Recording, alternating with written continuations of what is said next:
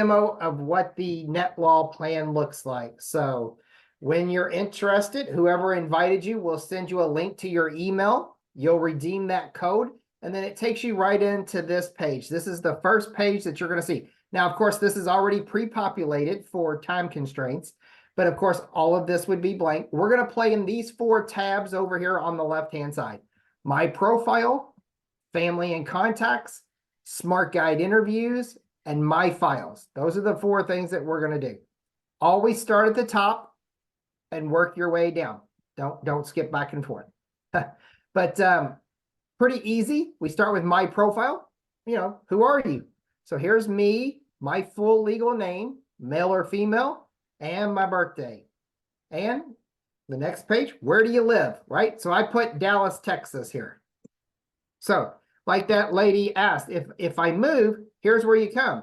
So I could change this to Louisville, Kentucky, and the system will update to Kentucky documents, right? So very important. And then, let me scroll down on the page here.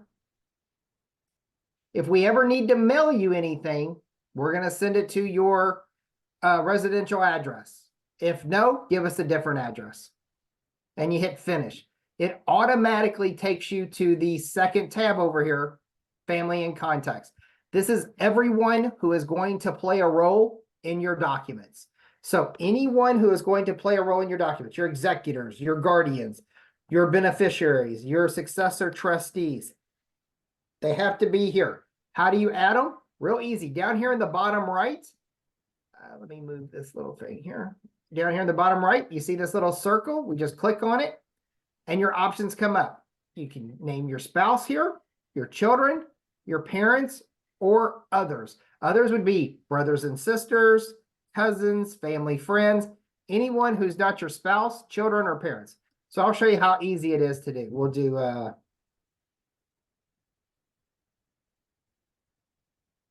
Bill, male,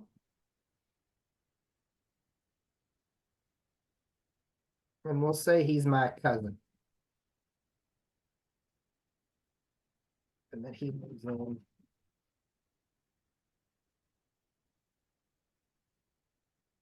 Kentucky. And everything looks good. We hit finish. And there he is, really fast, right? We just add everybody who's going to play a role in our documents. Once we're done adding everyone here, smart guide interviews. This is where we're going to go in and complete our documents. And over here on the left-hand page, or the left-hand side of the page, last will plus living trust. We go ahead and click that because we're going to create our will and our trust. Now, remember, I said that one plan covers both spouses. Here's me, here's my spouse. And the check mark just lets you know whose documents you're filling out. In the beginning, this would say start, but of course, this is already pre-populated. So we hit edit, and it says, great, I can either create a joint trust where me and my spouse will share one revocable living trust, or I could hit no, and I could create 2 separate, one for me, one for her, right? Most people create a joint trust. And here's the difference between the two. A joint trust says everything that we own, everything that I own, everything that my spouse owns, we're going to jointly put it all into one trust. And now I own everything, she owns everything. The times that you would want to click no on this is if you own an asset and you don't want your spouse to own it. Maybe you own something and when you pass away, you want it to go to your brother, maybe a house or a car or something like that. Maybe you want it to go just to the kids and not your spouse.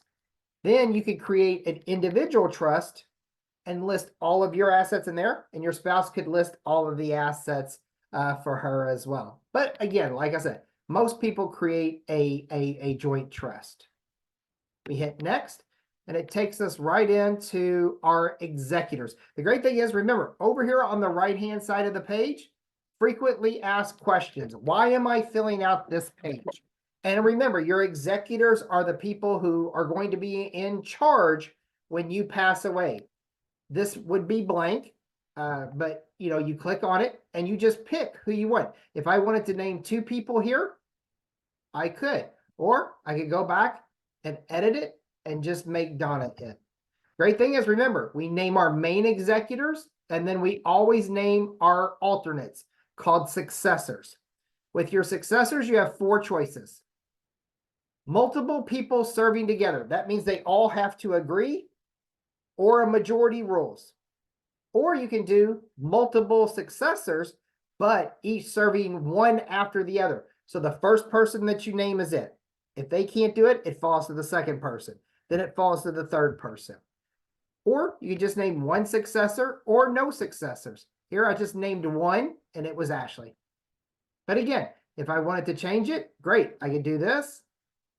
Add Ashley. And I could name Jacob. Really easy. Then guardians, right? So if we have children under the age of 18, both of us pass away, who's going to raise our children? Here's Jacob. But again, I can name alternates as well. And there's always successors. Same thing. Frequently asked questions off to the side. When you do a joint trust, you and your spouse are always initial trustees. You are always the trustee of your account for as long as you're alive. Once both of you pass away, you can name your successors again. And again, there's the 4 options that we have.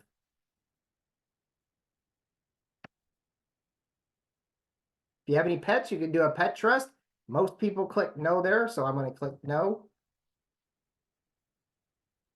And this brings us to the point where we're going to put our main property, our personal residence in here. And they're getting this information here from my profile. Where did I live? This is my address. And how is the property owned? Is it owned by just me, just by Donna, or is it owned jointly? So you go ahead and list that. Replacement property. I love this because if we ever move from this address and I move, but I moved into the same state, will my new property replace this property that I live at? Yes or no? Right? So if I'm buying another property, but it's just a rental property, then I would come in here and hit no. But if I just have one house, I'm moving from this house and I'm moving to another one, I would click yes here. And down here, we get to name our beneficiaries. Same exact way, right? So if I wanted to get rid of Bobby, Ashley's getting 50%, but I need another 50% because everything has to be 100%, right? So we give it to an individual. You can even give it to a charity if you want. Just list that charity in your family and contacts. Beneficiary's name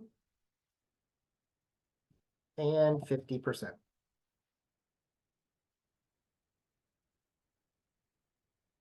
Here, if we own other property, we can list it here. If I want to add one, I can even add international property here.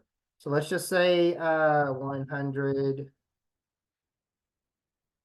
Market Avenue in Mumbai, India. I hope I spelled Mumbai right. So you can even list that. And how's it owned? I can just say, I own that by myself. When you click that one spouse or the other owns a property, not jointly, but if one spouse or the other spouse owns it 100%, then you have an effective date.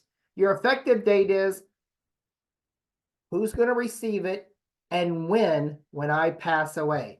So at the first one, at Mark's death, regardless of whether Donna is living, because I own this house, when I die, it's going to go to my beneficiaries that I need to add here, whether Donna is living or not. So that means it's going to go to my kids or my brother or somebody else. Or I can click at Mark's death only if Donna does not survive Mark. If Donna is still alive, she gets the property first, Then it goes to my beneficiaries. Okay, so we can list that here. And then you list your beneficiaries. Let me scroll down on the screen.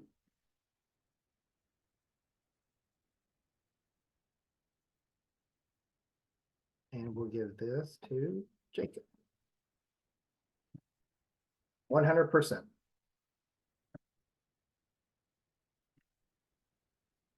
Specific bequest. This is your tangible property or cash.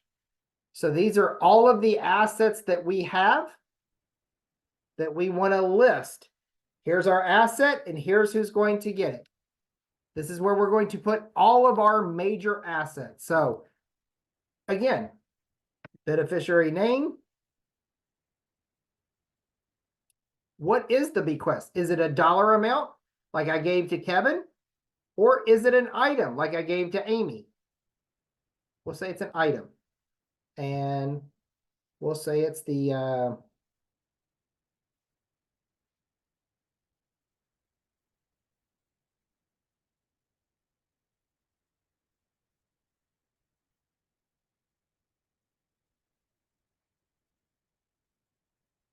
AIG life insurance policy. Oh, I did policy twice.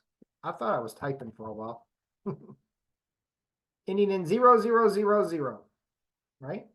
And the ownership of this is just mine. And since I'm giving it to Bobby, he can have it right away.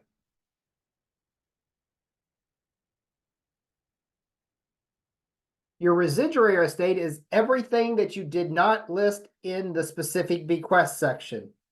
And since you did a joint trust, you and your spouse will share everything. When both of you pass away, everything's going to go to the children, or you can give it to another person or a charity. Again, frequently asked questions. You can omit any children. If there's a child that is on drugs, has an alcohol problem, you don't want to leave them anything, you know what they'll do with the money, you can omit that child. And here's the descendants trust that I talked about. Remember when I talked about if both spouses pass away and the children were under the age of 18, when do you want your child to receive their inheritance? And here are the 4 options that we have. These are the 4 options that are most popular in our law office. 1/3 of their inheritance at age 25. Half of what's left at 30, and the remainder at 35. Or you could do half at 25, the rest at 30, all at 25, or all at 21. And your ultimate disposition. This is if you outlive your spouse and kids, then who do you want to receive your assets? And you can do a split. My and my spouse's heirs at law, 50-50. What that means is heirs at law are usually your next closest living relative. So you can do 50% to your and 50% to your wife's or husband's next closest living relative. It could be brothers and sisters, cousins, nieces, nephews, grandchildren. Or again, you could leave it all to charity if you choose. Frequently asked questions off to the side. You hit finish and you just created your will and trust. What takes about 2 to 3 hours at our law firm takes about 20 minutes here. Everything goes to my files. This is where all of your documents are stored. This is where we come to print them out, get them witnessed and notarized. Here's the funding instruction sheet that I was talking about that walks you through how to fund all of your major assets into the name of the trust. So those assets will pass to your beneficiaries right away. And down here in the bottom right, you have this little plus bar. This is where you can actually upload your documents. Once you print them out, you get them witnessed and notarized, scan them back in here. You can make a folder like I did, signed and notarized estate documents, tax folders. You can even create folders for pictures, videos, anything that you want to save. This file has 100 gigabytes of data, so you should never run out of storage space.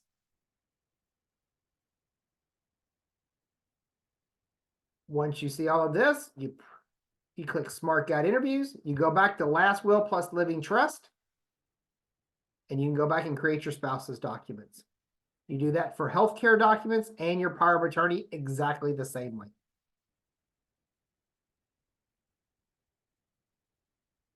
I hope you think that's pretty easy because I did a lot of work on this, and I tried to make it as customer friendly as possible.